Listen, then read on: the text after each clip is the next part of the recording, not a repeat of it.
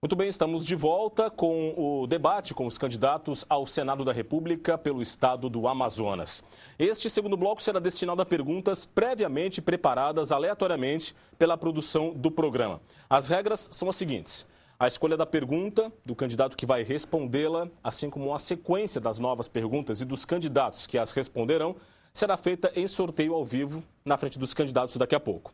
Todos responderão uma única pergunta neste bloco. O tempo limite para as respostas será o mesmo do primeiro bloco, 2 minutos. Da mesma forma que no bloco anterior, não será permitido aos candidatos referir-se aos concorrentes de forma negativa. O candidato que o fizer vai estar sujeito às mesmas regras do bloco anterior, ou seja, direito de resposta por parte de quem foi citado, com duração de 1 minuto, sem tréplica.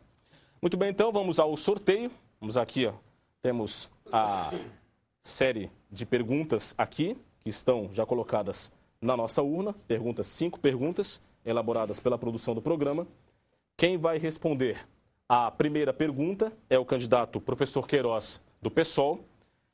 E a pergunta é a seguinte, candidato. Candidato, o governo federal, mais especificamente o PT, colocou em discussão a legislação que rege os meios de comunicação no Brasil sob o título de controle social da mídia. O que o senhor pensa sobre isso e sobre a liberdade de imprensa no Brasil? 2 minutos para a sua resposta. Bom, a imprensa ela é basilar para a democracia, né? Geralmente essa discussão de regulamentar a imprensa, por trás vem a lei da mordaça. Então a imprensa tem um papel fundamental na história do Brasil. Eu sou historiador por formação e tenho a clareza. Nós do PSOL, mesmo sabendo que esse debate de fundo envolve o monopólio da comunicação, a gente sabe que hoje os grandes grupos de comunicação dominam a boa parte da mídia. Isso também é um debate de democracia, porque a democracia não é só chegar e votar. Democracia é acesso à comunicação, e não é fácil. Tente montar você uma rádio comunitária. A pena para quem é uma rádio comunitária não regulamentada é pior que lei de tráfico, é brutal, Rodrigo, é brutal. Então nós do PSOL temos compromisso com a liberdade de imprensa. Combatemos na história, nós da esquerda, as ditaduras, as mordaças, mas também defendemos que a comunicação, o meio de imprensa, tenha democrático. Imagina um único grupo hoje controlar basicamente 80% dos meios de comunicação. 12 famílias mantêm nas mãos os meios de comunicação no Brasil. Então a gente precisa fazer um amplo debate sobre a questão democrática da imprensa. Nós do PSOL defendemos democracia não só para os empresários, donos de meio de comunicação, mas a imprensa popular, livre, né? Livre que a pessoa possa ter acesso de forma tranquila. Em especial a rádio comunitária. A rádio comunitária hoje, que é alvo da Polícia Federal, é perseguida de forma brutal. Então nós estamos tranquilamente dizer que no Senado o professor Queiroz, a exemplo da Luiza Helena, vai defender amplamente a defesa da imprensa. Não vamos escamotear e não vamos tolerar lei da mordaça, seja para quem for. Então pode contar com o PSOL, com o professor Queiroz no Senado. A democracia é livre e um amplo debate. Muito obrigado. Ok, candidato. Agora vamos a mais uma pergunta. Quem vai respondê-la é o candidato Omar Aziz, do PSD. Vamos sortear aqui qual será a pergunta para o candidato. E a pergunta é a seguinte. Candidato, num mundo totalmente globalizado e conectado, o senhor acha importante que representantes do Estado no Senado tenham algum tipo de comunicação direta com os eleitores nas redes sociais? Se acha, como pretende fazer isso? 2 minutos, por favor. É lógico que hoje todos têm uma participação, tanto a sociedade organizada como os políticos. Mantém páginas, mantém contato com a população através do que eles estão produzindo dentro do Senado, ou dentro da Câmara dos Deputados Federais, ou dentro da Câmara dos Vereadores. Mas o importante não é só isso. O importante é a gente ter nos estados brasileiros uma internet que funcione, que infelizmente não funciona. Você tem aí um monopólio em que você chega no interior do Amazonas, você não consegue fazer uma ligação pelo celular. Aqui há 2 dias, 1 semana praticamente, não funciona a internet. É um problema atrás do outro. E nós não vemos hoje os nossos representantes no Congresso Nacional ter uma decisão firme sobre isso. Cobrar investimentos. fazer com que sejam investidos. Você tem hoje, trazido para Manaus, uma internet que não está funcionando. Agora, a participação, a preocupação em mostrar para a sociedade hoje o que você faz, o que você deixa de fazer, isso é muito rápido que aparece hoje na internet. Agora, usá-la de uma forma que a gente possa construir algo bom, que você possa construir uma sociedade mais justa, que você possa mostrar realmente a verdade. Não da forma como algumas pessoas tentam fazer, usando a internet para denegrir a imagem, isso não constrói absolutamente nada. Mas, como senador, irei lutar para que a gente tenha realmente, nesse aspecto que é globalizado hoje, a utilização de mídias sociais, a utilização da internet, que ela seja de qualidade para o nosso Estado. Coisa que hoje não acontece, infelizmente. Eu não vejo uma posição firme dentro do Senado por parte dos nossos representantes em relação a essa questão tão importante, que não pode ser para poucos, tem que ser para todos, de todos, para utilizar de uma forma bem democrática. Ok, candidato. Agora vamos à terceira pergunta deste bloco e quem vai respondê-la é o candidato Marcelo Serafim, do PSB. Vamos ver aqui qual vai ser a pergunta. A pergunta escolhida, preparada pela produção do programa, é a seguinte. Candidato, prorrogada por mais 50 anos, a Zona Franca de Manaus sai da pauta dos interesses do Amazonas a serem defendidos no Congresso Nacional. Para o senhor, qual é o principal interesse do Amazonas a ser defendido nos próximos anos no Congresso e como o senhor pretende atuar para defendê-lo? 2 minutos para a sua resposta. Primeiro, é um equívoco achar que a Zona Franca de Manaus sai da pauta.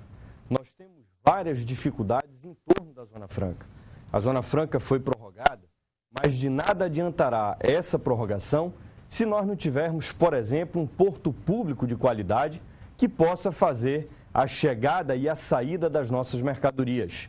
De nada adiantará se o nosso aeroporto não estiver bem estruturado para que nós possamos escoar a nossa produção. Precisamos da BR-319 saindo do papel. Nós já estamos há algum tempo escutando promessas e mais promessas em relação à BR e a BR não sai do papel. Precisamos, para ter a Zona Franca forte, fortalecermos as nossas hidrovias. As nossas hidrovias precisam ser sinalizadas e balizadas. Por tudo isso, eu quero ser senador da República e eu quero lhe pedir uma oportunidade para que possa estar ao longo dos próximos 8 anos defendendo bandeiras como essa. Mas nós precisamos avançar e ir além. Nós não podemos continuar reféns do modelo Zona Franca de Manaus. O modelo Zona Franca de Manaus é um modelo que deu certo, que sustenta a nossa floresta de pé, mas nós precisamos evoluir. Precisamos buscar novas alternativas de desenvolvimento econômico, tanto para a capital quanto para o interior do estado. Precisamos fortalecer o nosso ecoturismo. Precisamos ter um polo efetivo de piscicultura. O estado do Amazonas é um estado que passa vergonha importando tambaqui de Roraima e de Rondônia. Nós precisamos evoluir. E para fazer essa evolução, eu quero lhe pedir uma oportunidade de estar no Senado ao lado de Marina Silva, lutando por um Amazonas forte, uma Zona Franca forte e um Brasil melhor. Vote 400. Ok, candidato, muito obrigado pela sua resposta. Agora, a quarta pergunta deste bloco, perguntas preparadas pela produção do programa, e quem vai responder a questão é o candidato Jonatas Almeida, do PMN. A pergunta, candidato, é a seguinte. Candidato, 3 assuntos estarão na pauta do Congresso Nacional nos próximos anos: aborto, maioridade penal e casamento entre pessoas do mesmo sexo. Como é que o senhor pretende atuar em relação a esses 3 assuntos? O senhor tem 2 minutos para a sua resposta. Bom, boa noite. Mais uma vez eu quero iniciar dizendo que é necessário, antes de tudo, que nesse país aconteça a chamada reforma política, que é a mãe de todas as reformas. Mas o debate do aborto, de cara, eu digo que eu sou contra o aborto, na medida em que a violência na mulher, a violência que permeia a sociedade, né, nessa questão, acaba sendo desvirtuada. Nós temos o aborto provocado de maneira natural e o aborto, aquele aborto que é provocada por uma questão de um acidente. No caso do acidente, eu acredito que é necessário, então, haver realmente um repensar. Com relação à questão ligada à minoridade penal, eu quero dizer para você o seguinte: o Brasil, ao longo de muitos anos, e na Constituinte, o Brasil recolheu 1.300.000 assinaturas para que tivéssemos na Constituição uma proposta que defendesse os adolescentes. E o que acontece? Tivemos o Estatuto do Adolescente, tivemos o Conselho Nacional do Direito da Criança, tivemos uma sintonia com as Nações Unidas para defender a criança.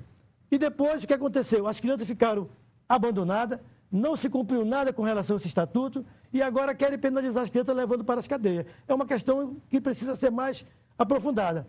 E a outra questão que fala sobre o casamento, isso é uma questão que já está superada, porque hoje, no Brasil, já tem um reconhecimento do direito do casamento. Agora, é claro que cada um de nós tem a sua convicção política, a sua convicção religiosa. Eu acredito que é necessário aprofundar também esse debate na medida em que... Obrigado, candidato, pela sua resposta.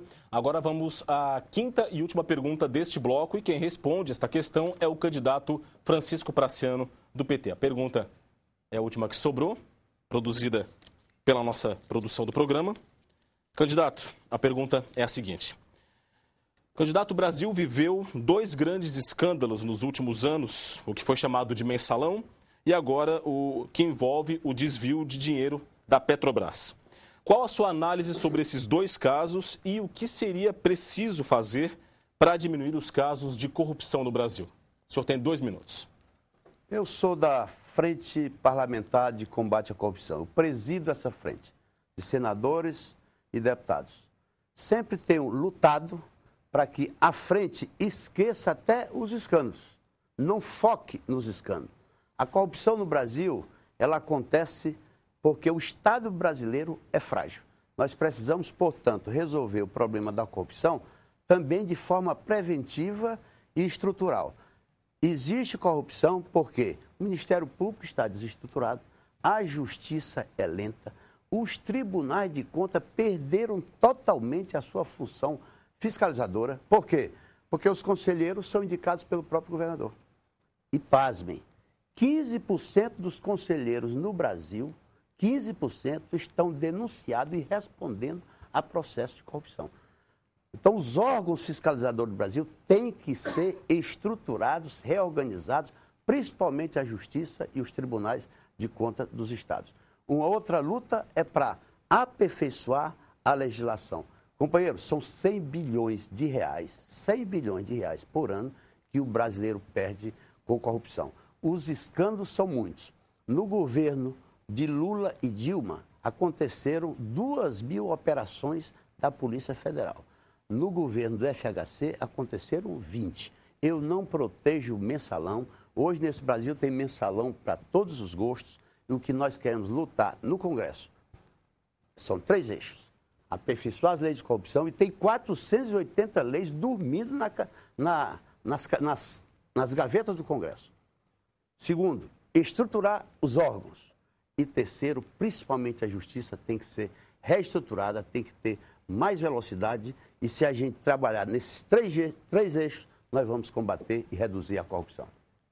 Obrigado, candidato. Finalizada, então, esta segunda parte do debate. Nós vamos a um rápido intervalo. Daqui a pouco, a gente volta com o terceiro bloco do debate entre os candidatos ao governo do estado do Amazonas. Rede Diário, Record News, Manaus, eleições 2014. Até já.